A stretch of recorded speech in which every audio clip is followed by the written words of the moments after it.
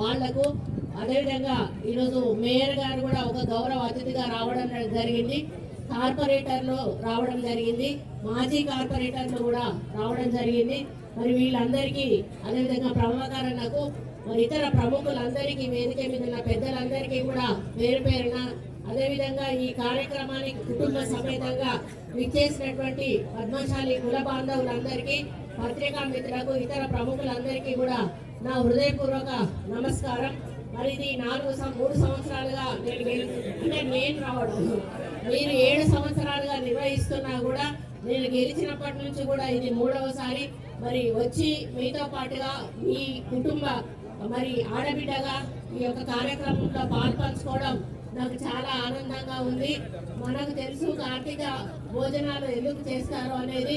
మరి కార్తీక మాసంలో ఉసిరి చెట్టు కింద కూర్చొని మరి భోజనాలు చేస్తే విష్ణువు అదేవిధంగా లక్ష్మీదేవి ఆశీస్సులతోటి మనకు ఏమైనా ఆపదలున్నా సంపదలున్నా అన్నీ కూడా వాళ్ళ ఆశీర్వాదం వలన మరి అన్నీ కూడా సర్దుకొని మనకు ఒక మంచి భవిష్యత్తును ఇస్తారు అని చెప్పేటి ఒక నమ్మకం. అదేవిధంగా మరి ఊర్లో ఏమన్నా చెడు మంచి ఉన్నా ఇక్కడే వదిలేసి మనం వెళ్ళిపోతాము అనేది కూడా ఒక మాట కూడా ఉంది.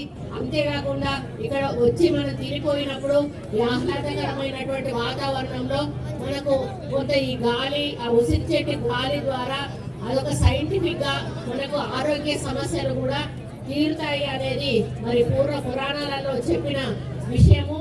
అది ఒక ఋషి ద్వారా ఈ కార్యక్రమం స్టార్ట్ అయింది. ఆ ఋషి అదే విధంగా గ్రామంలో ఏదో ఇబ్బంది జరిగినప్పుడు అందరూ కూడా ఋషి దగ్గరకు వచ్చినప్పుడు ఏం లేదు, అందరం కూడా మనం ఉసిరి చెట్టు కింద కూర్చొని ఒక సామూహిక భోజనాలు చేసుకొని వెళ్తే మనకు వచ్చిన ఆపద తగ్గిపోతుంది అన్నప్పుడు వారు ఆ విధంగా చేయడం జరిగింది ప్రజలు. అప్పటి నుంచి ఆనవాయితీగా మరి ఇది ముందుకు వస్తా ఉంది. ఇప్పుడు ఏ విధంగా ఉందంటే ఇది కుల సంఘాల భోజనాలు, అంటే ఏ కులం వాళ్ళు ఆ కుల సంఘాల వనమహోత్సవం భోజనాల కింద వాళ్ళు తీసుకొని ప్రతి కులం కూడా ఈ విధంగా కార్తీక మాసంలో వెళ్ళడం ఆనవాయితీ. మరి ఈరోజు మూడు ఉన్నాయి మనకి ఇక్కడ. అది మొదట మన దగ్గరికే రావడం జరిగింది. మరి వీరందరూ కూడా చాలా అంటే ఏ ఆలోచనలు ఎవరు అంటే మనం బయట ఏ విధంగా ఉన్నా కూడా ఇక్కడికి వచ్చే వరకు అందరూ కూడా ఒక కుటుంబం లాగా కలిసి ఈ కార్యక్రమాన్ని అభివృద్ధి అంటే దీన్ని సక్సెస్ చేయడం అనేది గొప్ప విషయం. అందుకని ఈ విధంగా పార్టీలకు అతీతంగా, దేశాలు రాగాలకు అన్నింటికి అతీతంగా ఇక్కడ ప్రేమను పంచుకోవడానికి మనం రావడం జరుగుతుంది. ముఖ్యంగా ఇక్కడ వచ్చినప్పుడు ఒకరికొకరికి పరిచయాలు కూడా ఏర్పడతాయి. ఆ పరిచయాల ద్వారా కొన్ని పెళ్లిళ్ళు కూడా సెటిల్ అయ్యేటువంటి అవకాశం ఉంది. ఎందుకంటే మాట్లాడేటప్పుడు అనుకుంటా ఉంటారు, మీకు ఎంతమంది పిల్లలు, మాకు ఎంతమంది పిల్లలు, మీ పిల్లలు ఏం చదువుతా ఉన్నారు, ఎక్కడున్నారు, ఇట్లా మాట కలిసినప్పుడు వాళ్ళ యొక్క సమాచారం తీసుకొని కొన్ని పెళ్లిళ్ళ రంగా కూడా దారి తీసేటువంటి అవకాశం ఉంటుంది. కాబట్టి ఇట్లాంటివి పెట్టుకోవడం అనేది చాలా అవసరం.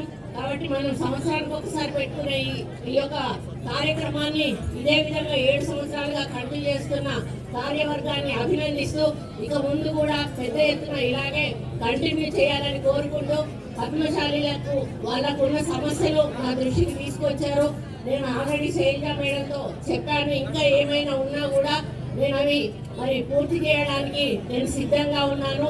మరి మేయర్ గారు కూడా మన అభివృద్ధిలో పాల్పంచుకుంటూ తను కూడా ఏది అడిగినా కూడా కాదనకుండా వారు ఫండ్స్ ఇవ్వడం వల్లనే ఈరోజు వరంగల్ ఈస్ట్ నియోజకవర్గము మరి డెవలప్ అవుతుందని చెప్పడానికి నేను ఎక్కడ కూడా వెనుకాడడం లేదు. మరి అదేవిధంగా ఈ గ్రౌండ్ను కూడా తప్పకుండా క్రీడా ప్రాంగణంగా ఒక స్టేడియంను మనం నిర్మించే ఏర్పాటు చేద్దాము. కాకపోతే ఆర్కియాలజీ ప్రాబ్లం ఉంది కాబట్టి ముందు ఆర్కియాలజీ వాళ్ళకి లెటర్ రాసి వాళ్ళ నుంచి నో అబ్జెక్షన్ సర్టిఫికేట్ తీసుకున్న తర్వాతనే మనం స్టేడియం నిర్మాణానికి మరి చేయడానికి అవకాశం ఉంటుంది.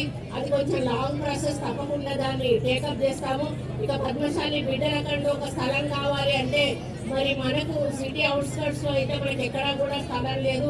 సిటీ మధ్యలో కూడా మేము వెతుకుతూనే ఉన్నాం. ఎందుకనంటే ఈరోజు మేము కొన్ని కట్టాలనుకుంటే కొన్ని కట్టలేకపోతా ఉన్నాము. ఈరోజు మేము ఇంటిగ్రేటెడ్ స్కూల్ ఏదైతే ఉందో 200 కోట్లు శాంక్షన్ అయినాయి. మనకు ఫండ్స్ మన దగ్గర జాగలేదు. మనం వెళ్ళి ఎక్కడ వర్ధనపేట వాళ్ళ ఏరియాలో అక్కడ 20 ఎకరాలు మనం వాళ్ళ నో అబ్జెక్షన్ సర్టిఫికేట్ తీసుకొని ఈరోజు కట్టుకుంటా ఉన్నాం. వరంగల్ పరిస్థితి ఎట్లుందంటే ఒక అడుగు తీసి అడిగేద్దామంటే కూడా ఎక్కడ స్థలం ఖాళీగా లేదు. ఎక్కడైనా మీ నోటీస్లో పలానా చోట గవర్నమెంట్ రెవెన్యూ ల్యాండ్ ఉంది అని చెప్తే, మీకు అనుకూలంగా ఉంది అని చెప్తే అది నేను కేటాయింపు చేయడానికి నేను 100% కలెక్టర్ గారితో మాట్లాడి సహకరిస్తానని హామీ మాత్రం ఇవ్వగలుగుతాను. మీ యొక్క ఏదైతే స్టాక్ ఉన్నదో ఆ స్టాకును కూడా మేడంతో చెప్పి అది కొనిపించేదానికి కూడా నేను కృషి చేస్తానని తెలియజేసుకుంటూ, మరి ఎంతో ప్రేమతో అభిమానంతో నన్ను ఇక్కడికి ఆహ్వానించిన మీ అందరికీ కూడా, కార్యవర్గ సభ్యులందరికీ కూడా పేరు పేరున ధన్యవాదాలు తెలియజేసుకుంటూ ప్రతి ఏడాది ఇలాగే జరుపుకోవాలని కోరుకుంటూ సెలవు తీసుకుంటాను.